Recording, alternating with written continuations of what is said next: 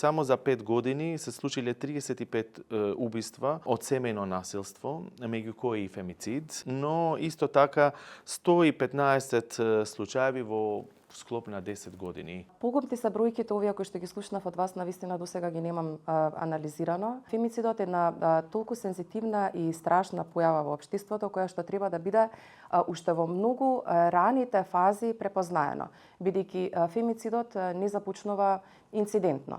Значи тој трае со години. Значи може да се каже дека се идентификува проблемот, но не секогаш се пријавува. Црната бројка, темната бројка, што ја викаме на криминалот, кај овие кривични дела, да кажам, е највисоко ниво. Јас сум многу сигурна дека, иако има во последните години многу повеќе случаи на тоа што ги пријавуваат, тоа не значи дека има повеќе случаи на семејно насилство. Јас мислам дека ипак во минатото имало многу повеќе случаи, но не се пријавени. Ние имаме правна клиника во нашиот факултет, каде што исто така може да добијат бесплатна правна помош, да ги охрабриме, да поразговараме и да им помагаме, значи да одат да пријават во полиција и слично. Првично пријавата стигнува до Министерството, до полицијата, значи на надлежната полициска станица.